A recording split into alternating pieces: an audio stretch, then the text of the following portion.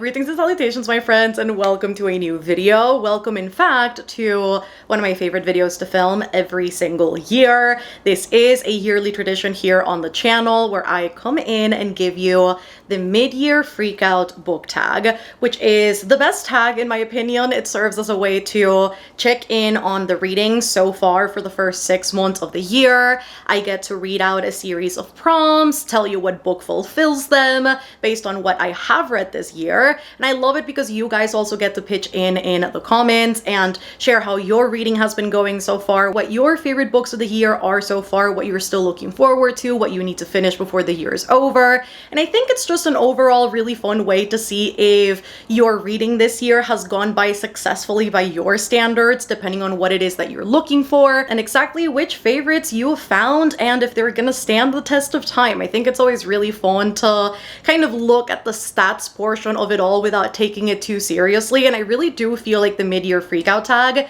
is the best way to do that. So I started my channel in 2020, nearly 5 years ago. We are literally a couple of weeks out from our 5-year anniversary, and ever since I started my channel, I have done this tag every single year, and it's also so fascinating to see how my reading taste has changed throughout the years and what I have prioritized year after year and how that has obviously changed the outcome of my reading. And so I think in that sense as well, the mid-year freakout tag is my favorite to film for that reason.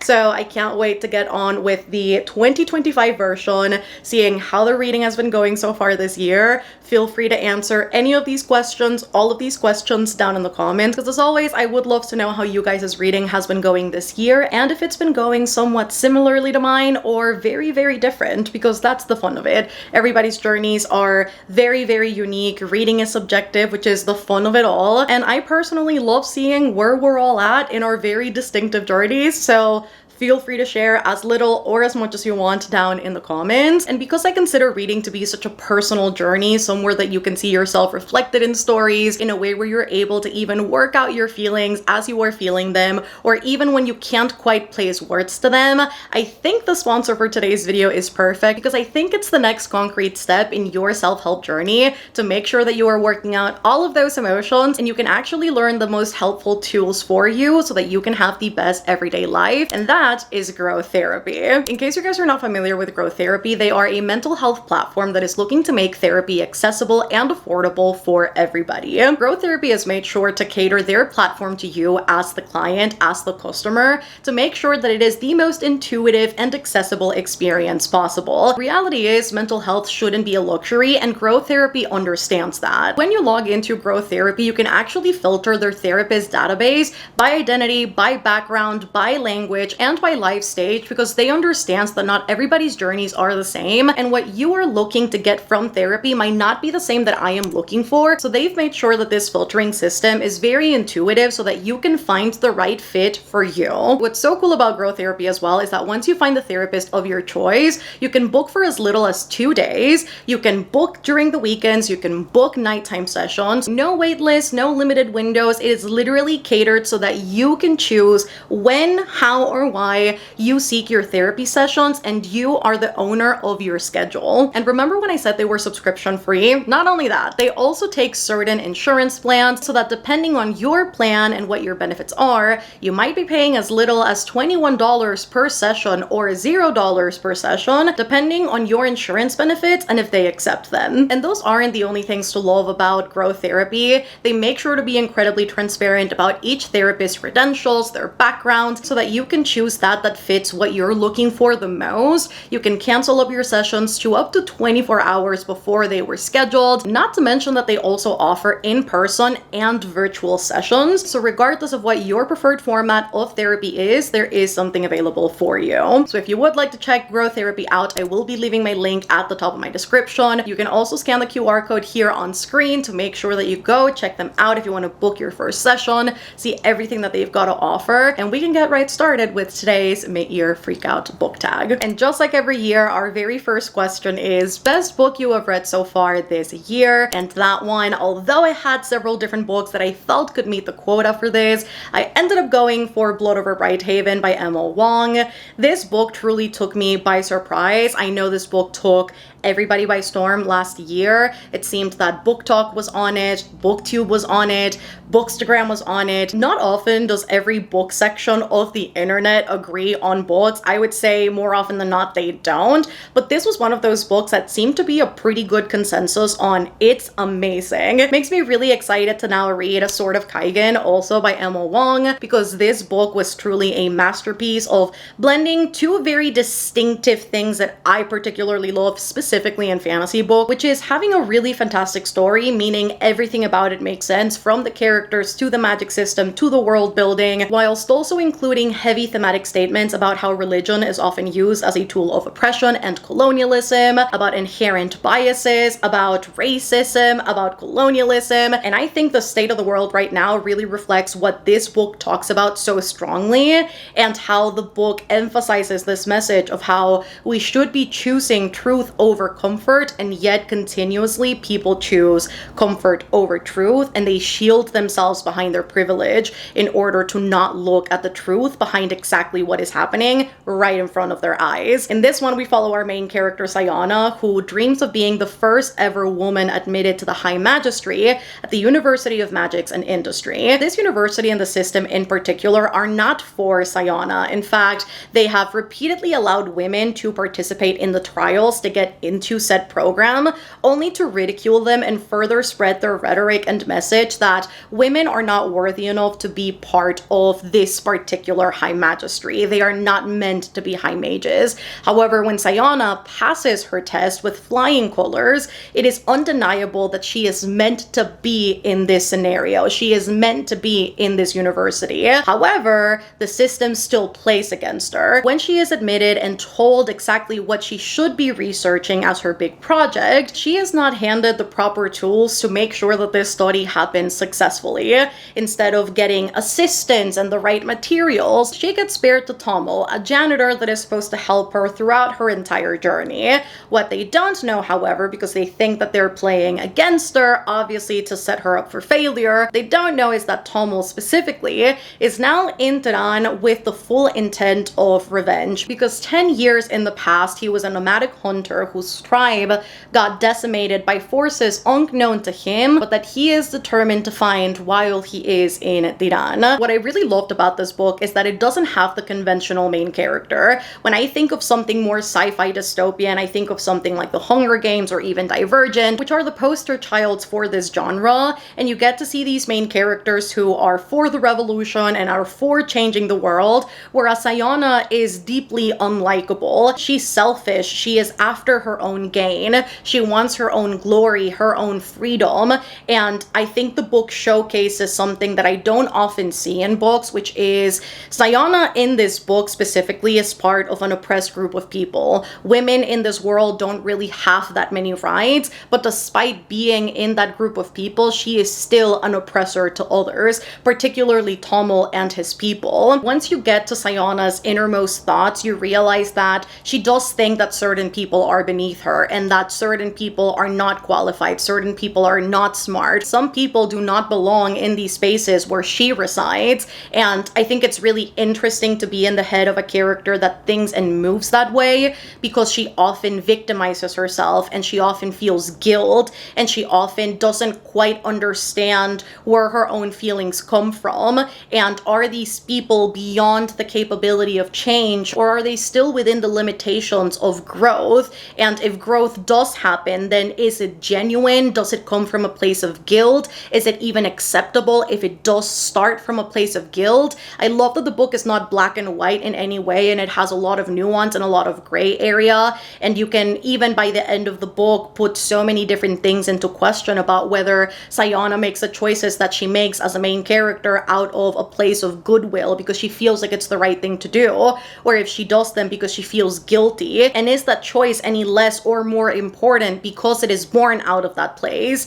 And I really love that about the book. I love that every way you turn, there are 20 different ways to interpret something. I love how the book also mentions religion in every single one of its chapters. Every chapter starts out with a religious verse from the religious text, and how important it is to realize that often religion rewrites history, and that it can be used as a tool of oppression for people if within the text hatred is the thing that it promotes and segregation is the thing that it promotes, instead of promoting truth and love and acceptance and unity. I feel like I always say this with the books that I end up loving the most, which is you don't need a huge amount of words and a huge amount of paper in order to write a very impactful story. It's all about making words count, and I feel this book made every word count. Everything felt intentional, everything felt like it needed to exist within the context of the story so that we could get to the end and kind of put things into question for ourselves, and also kind of check ourselves and our own life and how we live and the choices that we are making. So this is definitely one of my favorite books of the year, if not the best book I have read so far this year.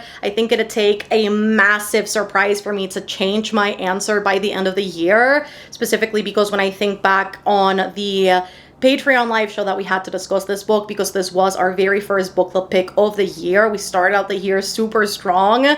We had, I think, an over 3-hour live show in order to discuss this book and kind of break it apart and look at every nook and cranny. And you know a book is good when you can talk about it for so long. So that tells you more than enough about how much there is to talk about with this specific book, because it is simply that good. Next question is best sequel you have read so far this year. And this one was a difficult one because I was in between this book and then Vera Wong's Guide to Snooping on a Dead Man. And while that book was also an amazing sequel, I have to give it to Sunrise on the Reaping by Suzanne Collins. I know this is technically a prequel, but because it came out after the original trilogy, it can also be considered like a sequel prequel. So I'm definitely gonna go for this one, because this is another case of you get the best of both worlds. You get the really amazing story, the really amazing characters, a really intricate world that mirrors our own in more ways than people would like to admit, and you get really fleshed out commentary about the system and propaganda and about how people can be lied to for ages and not realize exactly where they're standing because things have been rewritten throughout history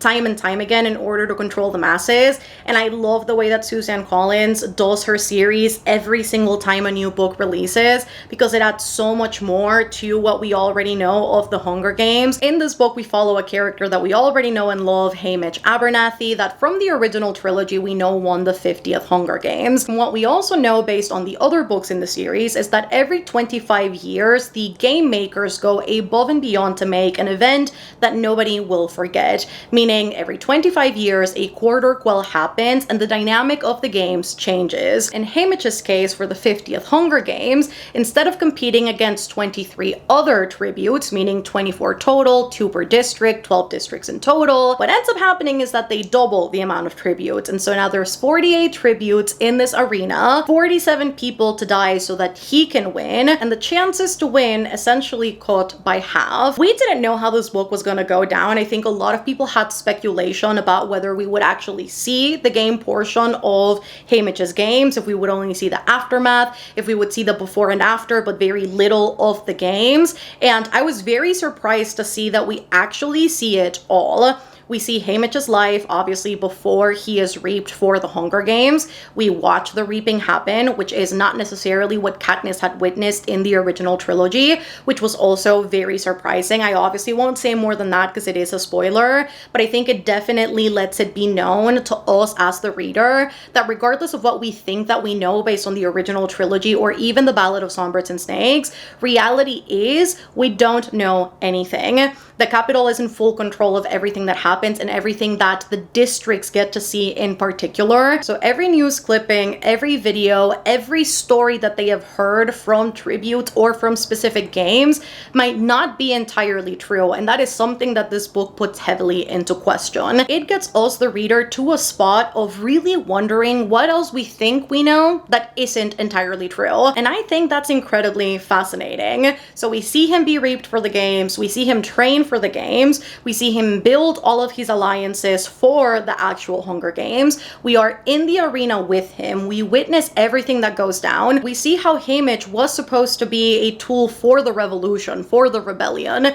He was supposed to be a mockingjay of sorts. And then we see the aftermath after he comes out of the games and exactly what happens that leads him to be at the spot that he is in the original trilogy, as we know him to be a little bit volatile, we know him to be an alcoholic, and we know him to not be entirely okay due to PTSD. I've been saying that this book is the perfect bridge between Ballad of Songbirds and Snakes and then the original trilogy, mostly because I think you need to get to a spot of realizing that Katniss isn't particularly the figure of the rebellion because she's the chosen one. It doesn't fit that archetype. It happens because it's been a labor of work. It happens because people have been scheming and working for years in order to make that happen. We see the attempt with Haymitch. I'm sure there are other attempts, and while those are not successful, it does help the rebellion adjust so that when we get to Katniss, it can be a successful revolution against what we know to be the capital. I also think this book really emphasizes something that we also see in the original trilogy, which is President Snow's message to the people. Panem as a whole doesn't move without the capital is the rhetoric that they spread, and we know that to not be the case, and I think this book really showcases that. When we see people's different abilities and what they learn based on their districts and what each district does, it really emphasizes the point that the capital cannot exist without the districts. Panem cannot move without the districts because that's where you get your materials, that's where you get your lumber, your minerals, that's where you get your clothes and your food. Nothing comes from the capital. The capital reaps the benefits of the districts while the districts are poor, and we know that they do not have the necessary material, the necessary provisions in order to live a smooth day-to-day. We know that District 12 specifically is incredibly impoverished and scarce for most things, including food, electricity, and water, and getting to a point of understanding that that is the case for Panem, which again, if you've read the original trilogy, you do already know. You realize that there is a common thread, which, much like I mentioned for Blood over Brighthaven, is that people choose comfort over truth, and seeing the capital be in a spot after specifically Ballads of Songbirds and Snakes, which we know that at that point in the 10th Hunger Games, they didn't want the games to continue. They were against the games, and it suddenly didn't have as much fanfare. Now in the 50th ones, we see them feel like it's their patriotic duty to watch them, to host watch parties, to root for the different tributes, to send donations as sponsors because they want to be involved in some way, shape, or form in people's survival, but not out of a place of wanting them to survive, but because they have performed sufficiently for them to feel like they have earned it, which is a very fucked up place to be. But I think Suzanne navigates all of this so perfectly, and really understanding that the Hunger Games are no more and no less a show of the capital's control over the whole of Panem.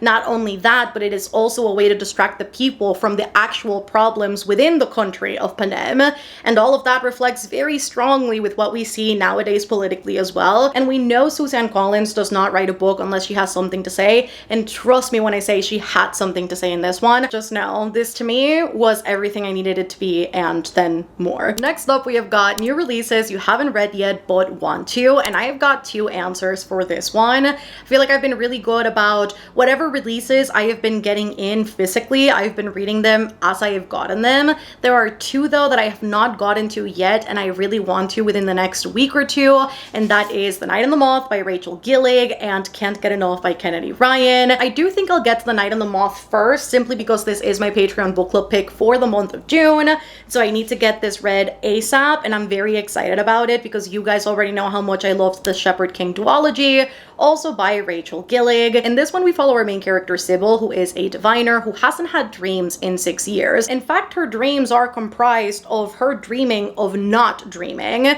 and she should be getting visions in her dreams from the omens to then impart those on the citizens of the Stonewater Kingdom, who travel far and wide to the diviners stars in order to get their fortunes told. The catalyst of the book, however, happens when a knight by the name of Roderick gets to the cathedral that her and the diviners are in and immediately starts disrespecting their practice, who they are, what they stand for, except that when her diviner sisters start going missing, he is the one person that can help her figure out exactly what is happening with those disappearances. I am sure, based on the other series, if this is going to be anything similar, it'll be a great atmospheric fantasy book with really fantastic world building and a subplot of a really amazing romance.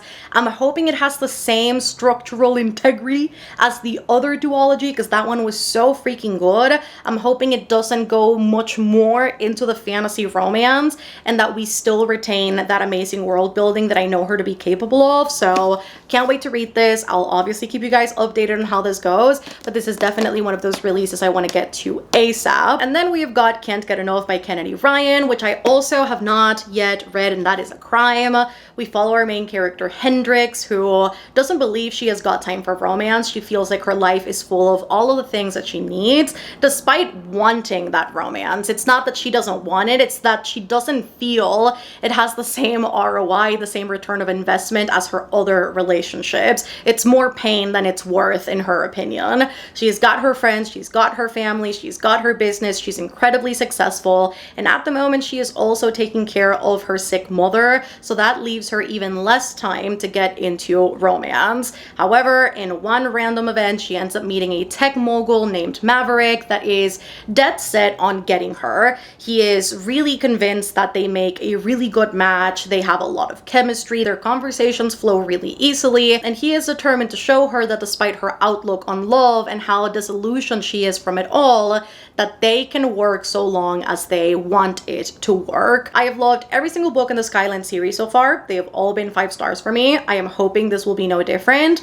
This came out, I think, about maybe like a month and a half ago, so it hasn't been that long since it released. Same with The Night and the Moth, so I feel like I'm still within my preferred window of reading a new release once I have gotten them physically. So hopefully I'll get these read again within the next week or two so that I can love these, hopefully rate them 5 stars like their counterparts, and I can have my own happy endings with these authors yet again. So we'll see how it goes, but out of the ones that I own, I think these are the 2 that I'm most excited to get to. Next question is most anticipated release for the second half of the year. I can only think of 2, and I would love to know what you guys are anticipating for the second half of the year, because I feel like I always lose track of what's coming out after June or July. After that happens, I've got no idea what's coming out. I find out when people are getting their copies, when people start loving new books that I have never heard of, and I'm like, wait, when did that come out? Because that looks new. And the only 2 I can think of are actually Catabasis by R.F. Kuang. Every year R.F. Kuang releases a book. Every year I read it. I specifically read it with my patrons as well, so it's always a book club pick. This one I think I'm particularly excited about because it seems very different from her other releases, but she specifically said that she wrote this book at a time of her life where love was ever present. She was falling in love, she was getting engaged, and it was just extremely exciting to be feeling love that strongly. And so this is said to be her most romantic book thus far. We follow 2 graduate students who must make their descent into hell in order to save their advisor professor, in order to get a recommendation letter essentially for whatever follows after their program. We follow our main character Alice specifically, who has very specific academic dreams, and she ends up being part of a magical accident that ends up murdering her professor, sending him to hell, and it essentially could very well be her fault that that happened. So she starts making her descent into hell to make sure that she can get exactly what she was seeking from said professor, except that her academic rival Pete is also on his way there for very similar, if not the exact same reasons. I love this whole descent into hell for the magic professor. How do they even know how to descend into hell? Like, I just think that's so incredibly fascinating. And then also academic rivals to potential lovers. Like, I genuinely have got no idea what she'll do with this one, but I am so so excited to see R.F. Kuang in a completely new element, trying something completely different.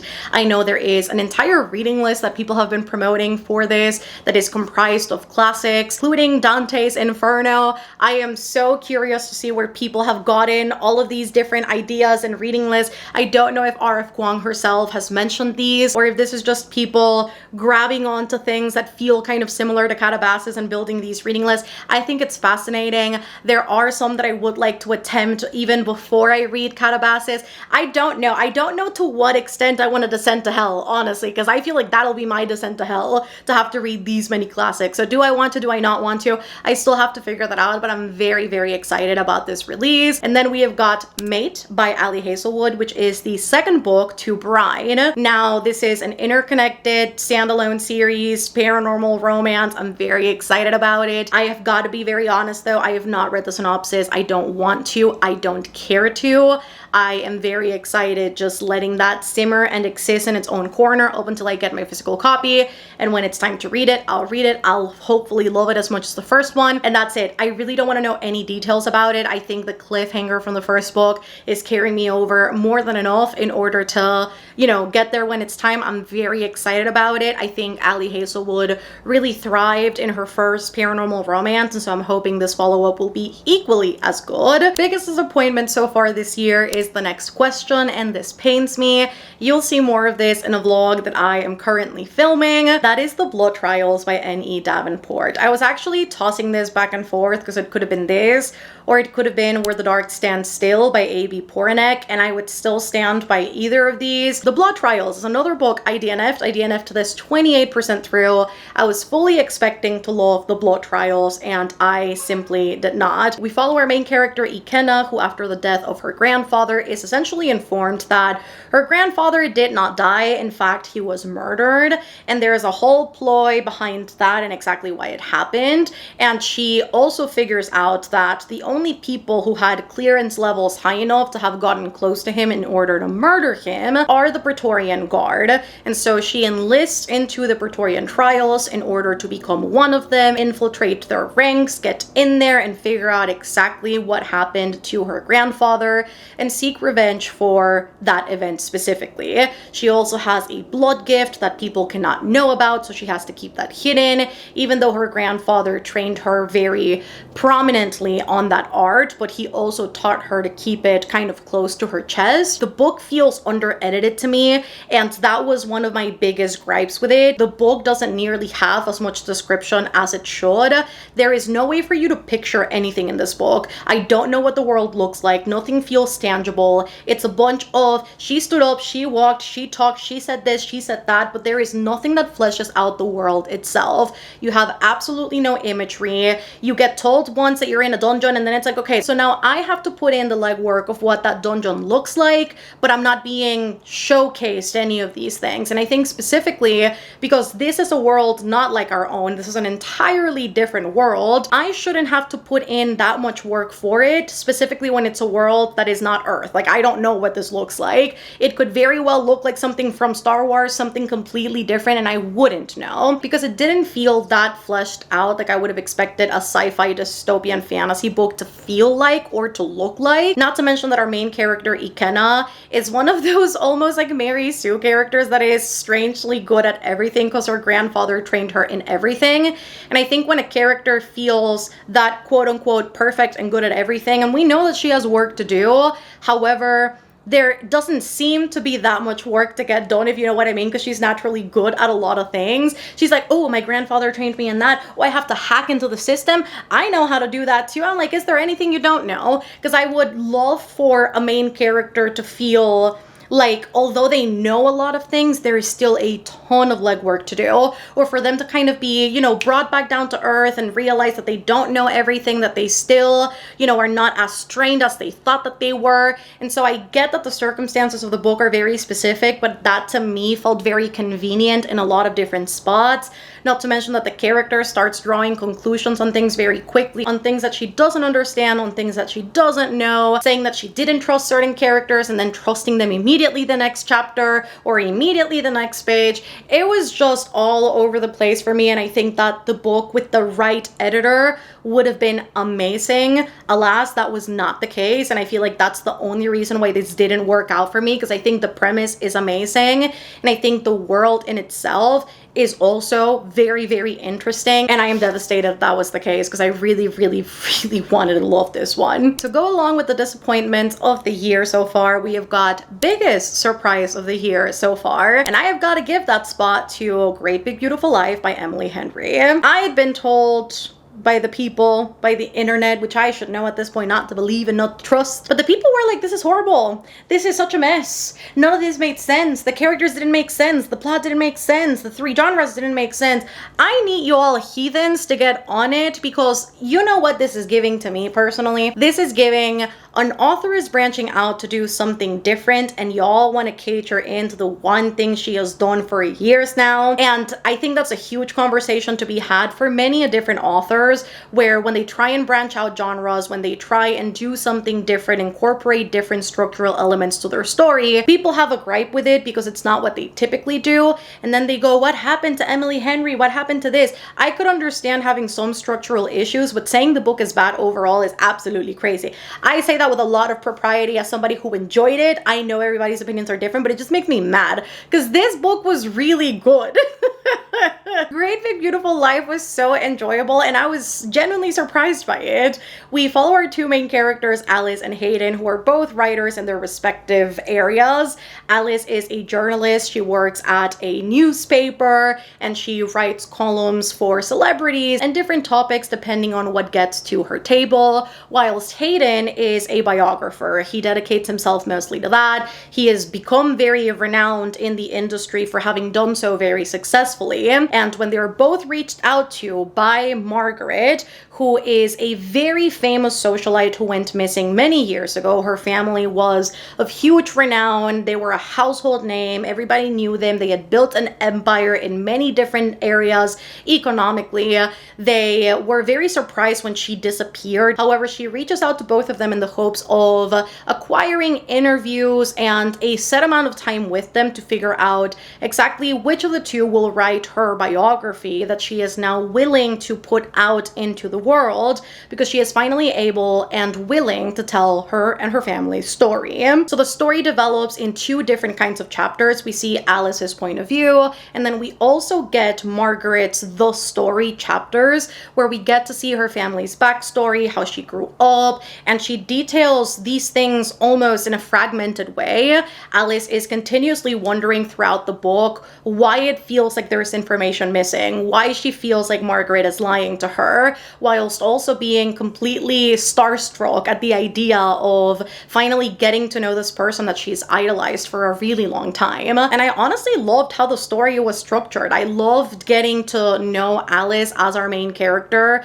as somebody who is always on the bright side of things. She always trusts that things will work out and that they'll work out beautifully, despite, you know, some family members being sort of against what she does or not understanding what she does. I loved seeing her pursue what she loves, despite it maybe not being as fruitful as she would have expected, or as her family would have expected it to pan out. She lives by her own rules, by her own standards, and she knows that this is something that calls to her. She knows that writing is her thing, and she has not known love for anything other than that. So I love getting to see her conviction, her resilience, despite the journey being so difficult. I loved getting to know her just as a person and getting to see her interact with Hayden, that although they cannot talk to each other about their interviews with Margaret, they end up bonding in a very intimate way. They talk about their lives and about their parents and about the way that they grew up and how that's shaped them into the people that they are now, and how that's affected how they get into romantic relationships and how they've made friends, and how that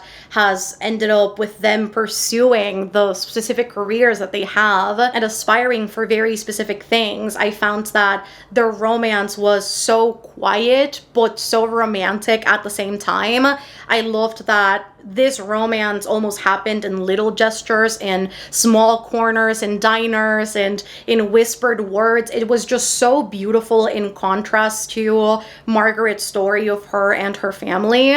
I think the book speaks about love in many different areas, not only in romance, but also with your family. The devotion that you can have for a father, for a mother, for a sister, for a sibling. Realizing that your parents are people despite them being your parent. They not only have the title of father and mother, but they are wholly individual selves, and how they also have to figure out their journey as they're raising you and as they're figuring you out as well. And often that might pan out into them not understanding you, but not loving you any less because they don't.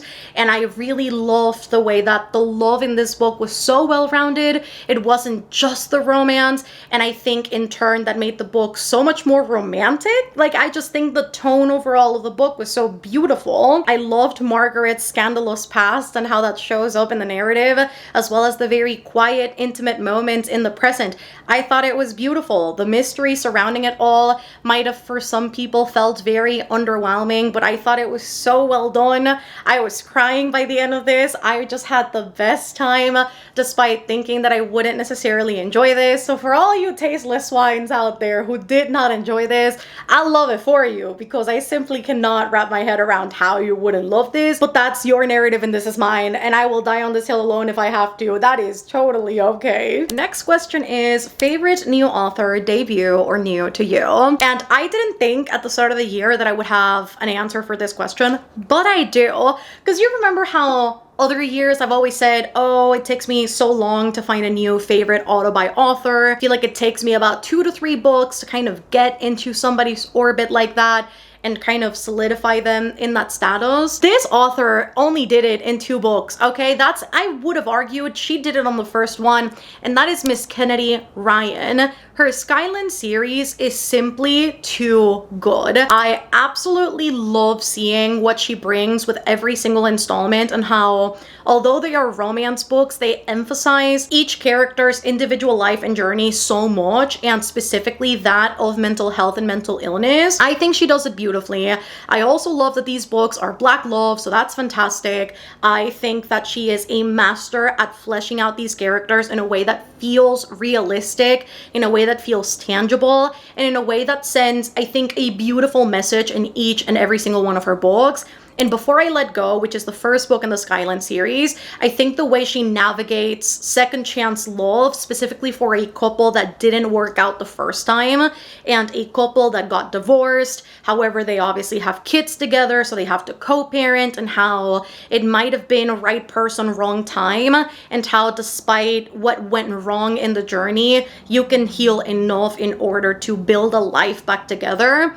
That was beautiful. Second book, with Soledad specifically, we see a character that has always sacrificed herself for the people around her, and she does so because she wants to. She doesn't do it because it feels like it's something that she has to do. She does it because she loves being a mother, she loves providing for people, but that is at her own expense. And after a failed relationship, she figures out that she needs to prioritize herself, give herself time, and give herself the space to exist as something other than a wife and a mother. She needs to love herself wholly. I love her books. I love her characters. I think Kennedy Ryan has solidified her spot as a new favorite author for me, because every time I see a new release, I'm like, oh, wait, I want to read that one. And I've also just given both books in the Skyland series so far 5 stars. I'm really excited about Can't Get Enough. Again, I'm gonna read that fairly soon, and I'm hoping it'll be another 5-star, because can you imagine, when have I ever given 3 consecutive books in a series 5 stars?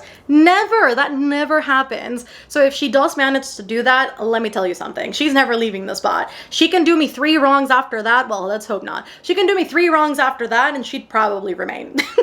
That's a little bit dramatic. Next question is newest fictional crush. And this is a question that I always struggle with. I never really know which characters to choose, if I even have any fictional crushes. And this go around I do, but it's an animated character, so like bear with me for a second. I'm gonna have to go with Callisto Regulus from Villains Are Destined to Die, which is the crown prince in the series. I think he is hot as hell. I think the way he antagonizes our main character, Penelope specifically, energy and how he loves being antagonized back is something I adore. Like, that's something I really, really enjoy in a romance, specifically in like a fantasy setting, when he's like, I'm not surprised that you love me. I love you because you love me, but not because I love you. And then when the other person turns away, he's like, but wait, why do you not like me anymore? What did I do? He is truly a simp of the highest regard, and I love that. The way that he is constantly after Penelope's attention and almost validation, but how he's also always there to protect her, keep her safe, and giving her these big gestures so that she'll obviously fall in love with him and so that he can get in her good graces. I love it. I personally love every second of it. So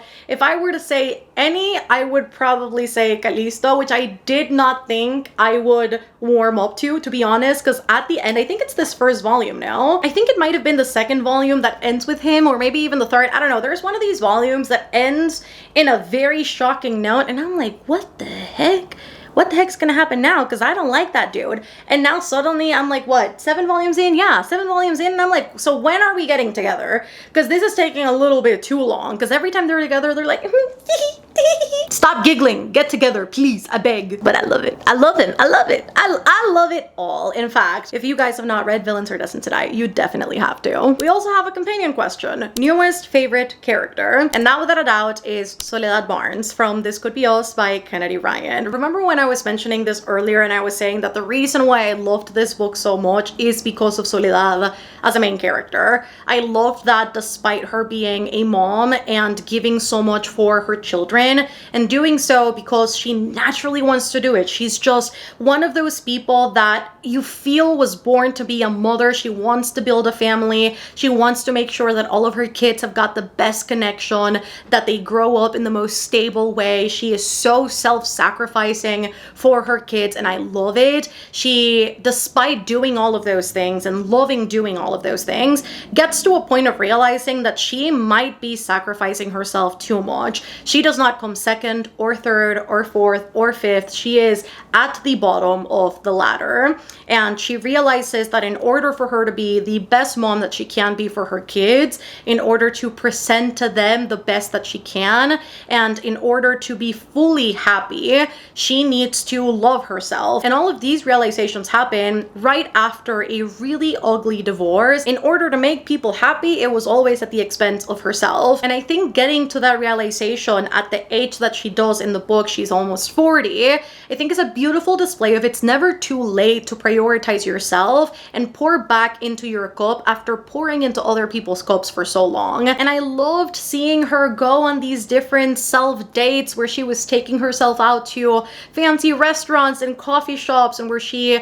built a community literally of people who just loved seeing her prioritize herself and give herself space to be a person outside of being a wife or a mother. And it was so very beautiful because I think alongside what I mentioned with Great Big Beautiful Life, it was all about her realizing that although she does carry the title of mom, she is an entire individual person outside of that parameter, and she doesn't stop being Soledad Barnes just because she is a mom to some beautiful girls. She is still her own person, and she has to make sure that she shows up as that as well. I think she's definitely one of my new favorite characters, and I think that book specifically really reminded me of how important it is to go out on those solo dates and to take myself out to look pretty if I want to, because that was something that I was doing back when I had initially moved a couple of years ago when I was 22, and now that I'm in my mid-20s, I'm like, wait, so why did I stop doing that? Like, why am I no longer going out by myself? And I feel like I always have to go out with people, and if I'm going to the movie theater, now I suddenly can't go by myself, and I'm like, what am I doing? And so the book and Soledad as a character was a beautiful reminder that I am still myself and I can still enjoy time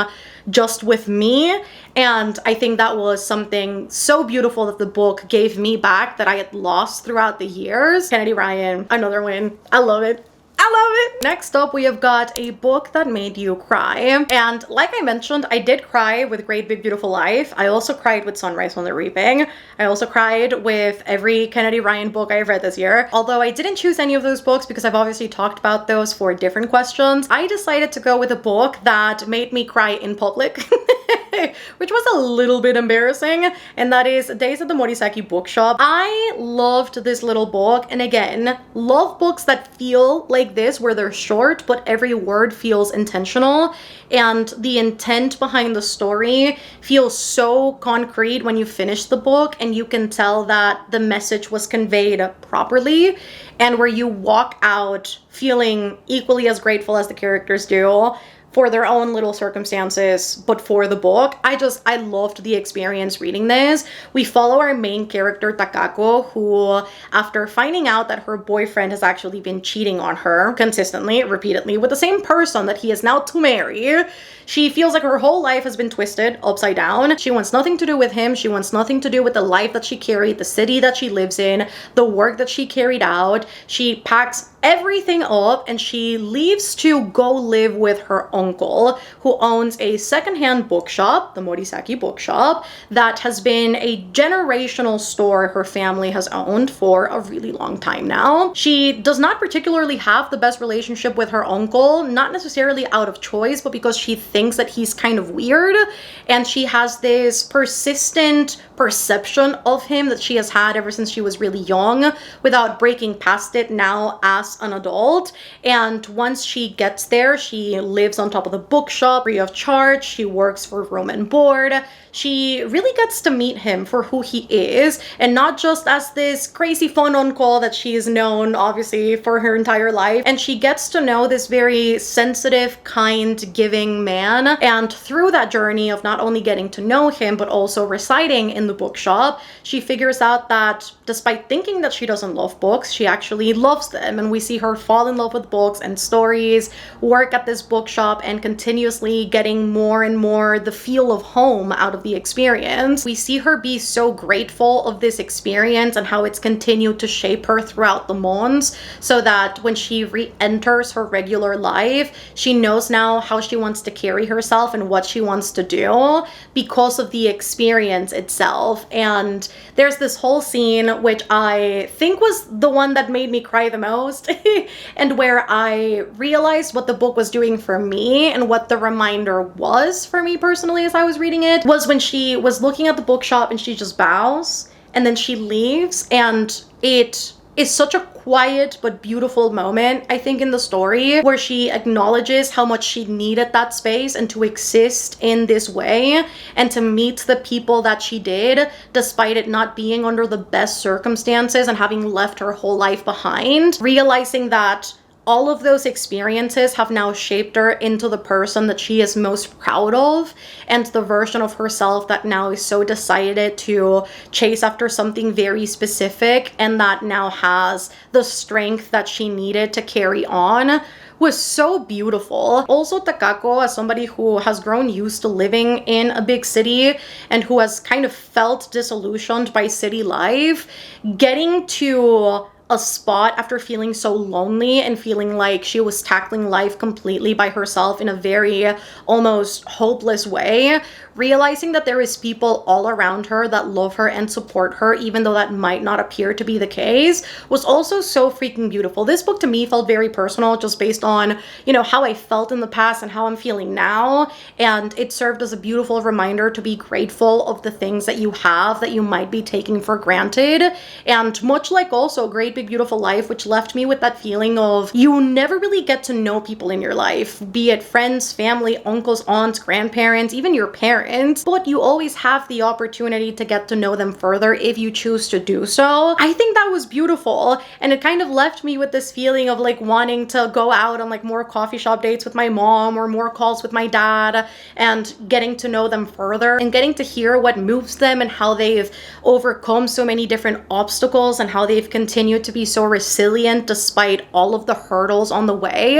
And I think that's beautiful. And so this book had me all up in my feels, I have to be honest, which I both expected it to do and not, because I feel like translated fiction is often a double-edged sword. Sometimes I can really love them, but often as well, the simplistic writing and the translation can feel somewhat flat to me. And this one was beautiful. This one was just everything I wanted it to be and more. And I can't wait to read the second one. I think it's going to be really good too, so I can't wait to get into that. when the time is due. Now going into the opposite end of that question, which is a book that made you happy. This book also made me cry, but the happiness outweighed the moments that were really sad in the book that dealt with a lot of grief for our main character, Neon. However, that is undoubtedly 24 Seconds From Now by Jason Reynolds, which I was so excited to read.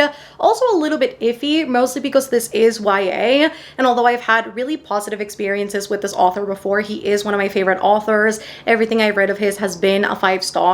I don't often read YA anymore. I know I'm definitely not the demographic for it. It's not my age group anymore. And sometimes when I go into the books, I feel out of place. Like I sometimes want to get the wholesomeness out of it, but I have to be in a very specific mindset to be in the headspace of a teenager. And specifically in a book like this, where we deal with our main character Neon and his girlfriend Arya wanting to have sex for the first time, and the book kind of detailing the anxiety pre-event and him feeling very iffy now about what to do.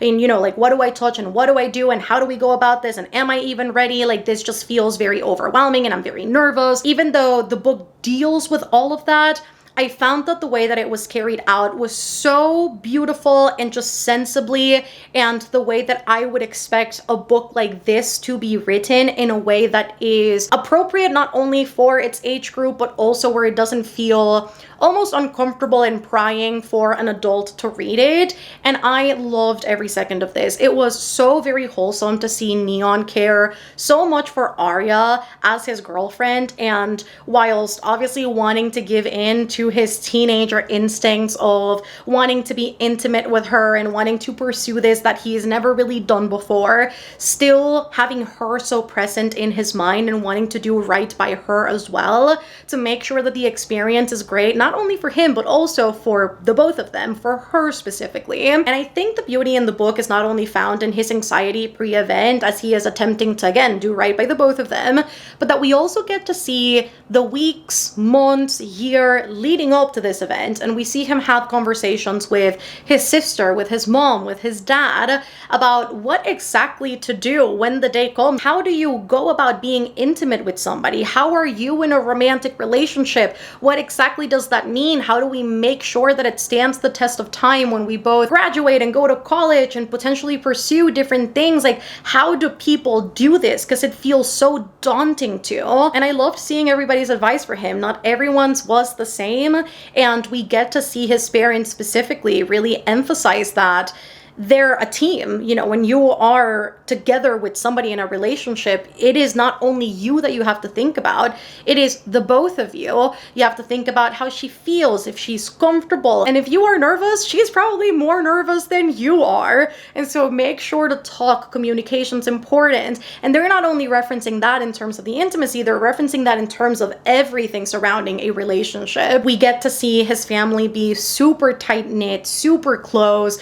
so vulnerable with each other, and so willing to establish these uncomfortable conversations, which is such a breath of fresh air, because, you know, often you get the depiction of kids that don't get along with their parents and suddenly everything's out of whack because the parents are not really present, or they're dead, or again, they have a bad relationship. And I think it was really beautiful to see Neon interact with his very strong sense of family. He helps his dad out at the bingo. He had a really beautiful relationship with his grandfather that we do see play out in a very specific way in the book. We see him obviously love his mom, really respect her. I think this was a beautiful book about Black joy. I loved it. It made me cry. It made me laugh. The audiobook was fantastic. So this was a pleasant little surprise. It was such a happy-go-lucky book. I loved it, and it just put a smile on my face, except for the bits and pieces where I cried, but most of it was really, really happy and good. Moving on to the next one, the most beautiful book you have bought so far this year. I think without question, I have got to give that to The Night and the Moth. This is the Barnes exclusive edition. It's got some really great foiling on the cover.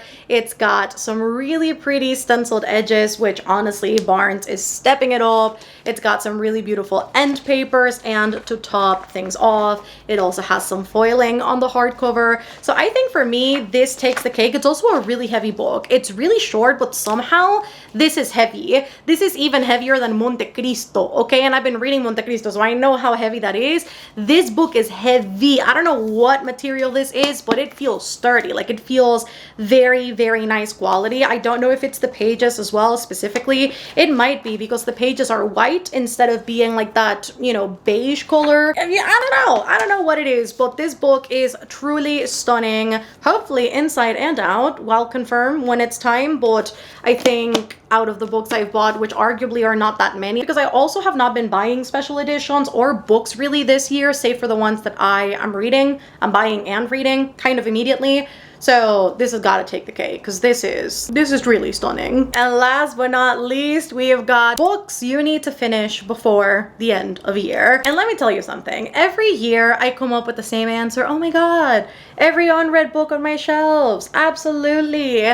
This year I've got a very different answer, and I'm going to point out two books that I have insanely found myself in the middle of. And I say insane specifically because they are two of my longest books in my physical TBR. The first one is The Count of Monte Cristo by Alexander Dumas. Listen, have made choices, okay? I've started this. I am 152 pages into this. And I would just like you to know, I would like the record to show I'm loving this, okay? I'm loving every second of this. However, this book is nearly 1,300 pages. I know, because this is a classic, this will take me an extra amount of time to finish. Let the record also show that. I think my approach to this question is, let me just finish this by the end of the year. Fuck everything else. Let me please just finish this by the end of the year so that I don't have to carry this into 2026, I beg.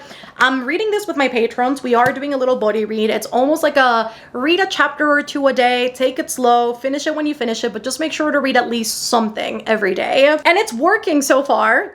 It's working smoothly, but this is still long. I'm only like 12% through this. Well, actually, it might be a little under that, maybe 10%. Let's be humble. I still have a long ways to go. And it's you know, it's accessible, but it can also sometimes be dense, because it's a classic. Monte fucking Cristo. In those terms, in those words. Another thing I would love to finish, please hold, Oathbringer by Brandon Sanderson, because I'm also still in the middle of this book. 395 pages into this one, so a good solid amount of progress has been done, but I need to finish her because I'm loving her. And the fact that I have not yet finished this is a crime. So I also need to finish this before the year is over. If by end of year, okay, you don't see these two on my Goodreads little challenge, I've read 27 books so far this year. That's fine. That's great progress. But if you don't see these two in that wrap up by the end of the year, you can go off, because there's no way. I have to finish them. Both of them. It's possible. And that is everything for today, friends. That is the mid-year freakout book tag. I hope you guys enjoyed this one. If you did, don't forget to give it a thumbs up down below. And as always, I would love to know what you guys' answers to these questions would be. Make sure to sound off in the comments if you want to reply to one, if you want to do several, if you want to do all of them. I would love to know you guys' answers down in the comments. If you have read any of these books as well, if you agree or disagree, I would love to know down below. And if you reach the very end of the video, let us leave. Let us leave some mountain emojis, because I am only thinking of this. I mean, this is the this is the Chateau d'If. A mountain is as good as it's gonna get. Leave a mountain emoji down below in honor of Monte Cristo if you reach the very end of the video. Make sure to subscribe if you haven't done so already for more content like this. And if you want to join us on Patreon, it is the best way to support the channel outside of watching the videos and watching the ads that go up on the videos. Patreon is always linked down below. I take a very live stream heavy approach to the Patreon, so we are always streaming, be it for sprints, movie nights, game nights, cozy hobbies, hangouts. We also do a ton of stuff on Discord with extra sprints and daily chats. There's also a book club. There's a ton of fun over on Patreon if you're ever looking for a bookish, but also even more than that, just a cozy community overall. A lot of us enjoy crocheting, love gaming, so there's a little bit of everything. That is always linked down below. We are currently reading Monte Cristo together as a little extra buddy read outside of the book club. We're also reading Bury Your Bones in the Midnight Soil next month if you want to join in on that fun. So make sure to check that out down in the description if you want to join us. I love you guys the mostest, and I will see you on the next one. Goodbye!